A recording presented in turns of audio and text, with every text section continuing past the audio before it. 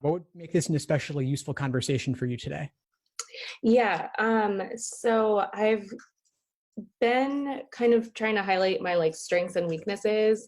I think what I'm having the most trouble on is weirdly like what I started out with the least amount of trouble on, because I guess I just didn't focus on it as much, which is just kind of getting tripped up with certain types of like logical reasoning questions. Okay, which So types? yeah, so specifically like flaw in the reasoning, or like, the longer, wordier ones that have like, if this, which of these follows like this similar pattern of logic.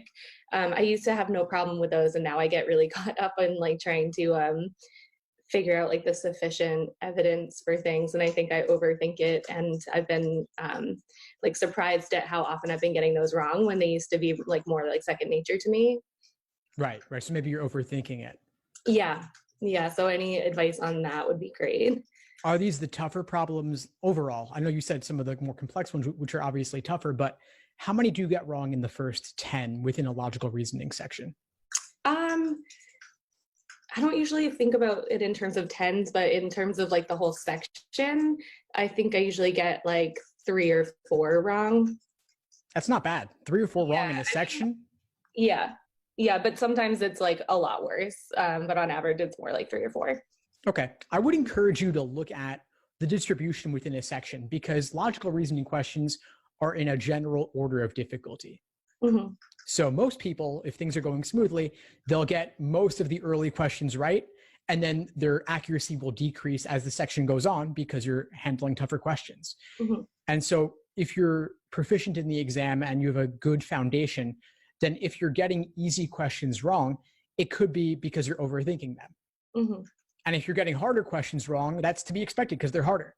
And Hmm. there's nothing wrong with you there. And there may not even be trends in certain types you get wrong on the more difficult end. You're just getting them wrong because they're hard. And it could be questions with complex wording, or it could just be those lengthy parallel or principal application questions. And so you might want to focus on those and focus your review on those. And then for the easier ones, just trust your gut. What does your review process look like?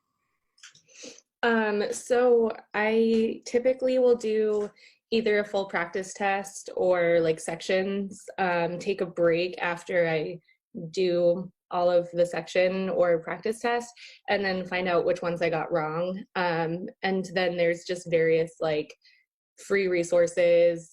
Sometimes there you can even look it up on certain courses, like for video explanations of things, and I try to just kind of like go through and understand like why the answer I had was wrong. Khan Academy, which LSAT kind of like sponsors, um, actually will tell you, like it'll explain each answer if you go back in, and so I found that to be really helpful just to understand like why. So like if I got something wrong, it'll be like, this is why this is wrong, this is why this is a better choice. It's not always that easy, but that's been my review process. Good. So explanations are good and they're useful, but only to a certain point. And Khan Academy, I think it's really great because it gives you a bunch of free exams. I mean, why Mm-hmm. wouldn't you want that? But it's really a collection of explanations more than a cohesive system. It also reuses the same questions Yeah. over and over, I've noticed. Yeah, Yeah. exactly. It's such a limited set of questions. And so Mm-hmm. I'd say for your review, look at explanations at some point for the ones that give you the most trouble, but also look at your own thought process, not just why the right answer is right and why the wrong answer is wrong, but what is tempting about the wrong answer that makes you pick it? What Mm-hmm. makes you personally pick it? What were you misunderstanding? What were you reading into the text that wasn't there? And Mm-hmm. then for the right answer, what made it seem unappealing to you? There are certain tricks in how LSAC writes these questions, and you're uniquely prone to falling for certain specific tricks. Everyone has their own idiosyncrasies in their way of thinking, but you Mm-hmm. got to see what gives you trouble so that you can avoid making the same mistake again. Because if you just move on and you don't thoroughly understand it, you will make that same mistake again, and that trick will come up again. The exam Yeah. just repeats itself over and over in different forms. Yeah, that's really good advice. When you coach people on how to do that, like looking at your own reasoning, like are there other questions that you can ask yourself other than just like, what was I thinking? Like why did I get this wrong? Yeah, Just kind of, because sometimes it's not as like clear as that, you know what I mean? sure. You also want to look at what were the different ways that they increased the difficulty level of a given question. Because there could be 5 or 10 things that make one question difficult. And there could be difficulties in the stimulus or in the question stem or in the choices. And I talked a little bit about the choices, again, tempting wrong answers and discouraging right answers.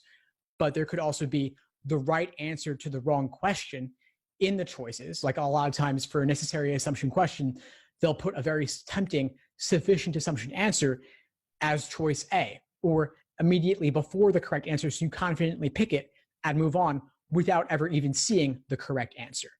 Mm-hmm. Or the question stem could be worded in an unfamiliar way. Or in the stimulus, they could require you to take the contrapositive of a conditional in order to link things together. Or they could include words like unless, except, until, or without. Or they could make the structure conclusion, evidence, then subconclusion. So the order of things is scrambled from what would be simplest. Or they might make it on a confusing topic or use abstract language. I mean, I could go on and on. These are all different ways they increase the difficulty. So a level 5 question might include all of the things I just mentioned, and a level 3 question will only include a couple of them. Okay, that's really helpful. Do you know how many, like on average, how many different, like how much of the variety between level 5 and level 3 or like less questions there are in each test? Is there like usually an average, or does it just vary by test? It's meant to be roughly equal. I mean, all tests are equated. So I would suspect that the average difficulty level should be 3, but they will have questions all across the spectrum, because the job of this exam is to separate people all along the band from 120 to 180. And so a level 1 question might separate those in the 120s from those in the 130s and above. So only the lowest scoring students will get that wrong. But then a level 5 question, everybody except those in the 170s are likely to get those wrong. So only 170 plus will get it right. That's the idea. So the toughest questions are really separating the 160s and below from everyone above that. And it's hard, but I think it really just comes down to how many tricks are they throwing into one question that will determine the difficulty level. And that's part of what the goal of the experimental sections is to do. I had downloaded your like 3-month, I think, study plan, and that was really helpful. I took it in July and got like 20 points lower than I normally get on my average practice test. And part of that was like, it was a crazy day. I kind of started off on the wrong foot and just stumbled. So I knew I wasn't going to do well that day at all, but I tried. What would your recommendation be for someone like me who's like a little more prepared now, a little more confident now, but has like a week to kind of like just feel like I'm gonna kill it? What would your last week look like before taking it? I would maybe do one more full-length timed exam and engage in detailed review of that exam as we've discussed, but that's it. And how are you feeling about your most recent tests, by the way? The one I took, like the official one, or just my most recent practice? Practice. Very good. But I feel like I've plateaued in this range. It's in like the mid to high 160 range, which I'm very okay with. But it's weird. I've been studying for a while, like pretty intense studying, and I haven't really jumped up past 170, but I'm close, but I haven't been able to like I'm kind of where I'm at.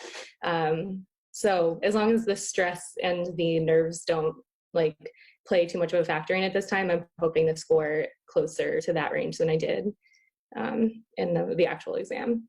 Great. Yeah. So take one more if you want to get one more under your belt, but also know that if it goes well, great. If it doesn't go as well as you'd like, keep in mind that the average of your most recent 5 exams or so is the best indication of where you stand. And you might do this one just to maybe get a little bit more understanding if there's a certain a degree of review that you want to engage in, as we've discussed, that you might not have previously done. Okay. But this is not the point to try and cram or learn something totally new. Totally. And I would also be thinking more about things you could do to just pump yourself up, like motivational videos, or to reduce anxiety, things like mindfulness meditation, or just taking it easy and going for a walk in the park or something like that. Okay. And then also know that while obviously you want this to be it, that there are future opportunities to retake it if you want to. Yeah. Like you could still take it in January and apply this cycle and be perfectly fine. Okay. That's a good point. I've been kind of feeling like November's it, but I guess January would be doable. Yeah, absolutely. Yeah. And you could help for peace of mind if you want to. You could even register for that just to have it secured, to know that there is a backup, and you could do it if you want to, just to see what happens. Not really much downside. That's a good point. Okay. Any other questions for today, Kat?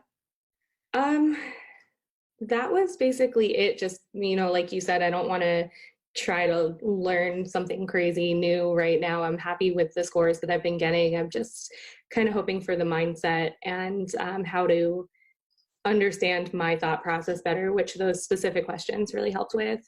So thank you. Fantastic. Yeah. Thank you so much. Of course. What would you say is the biggest insight you got from our call today?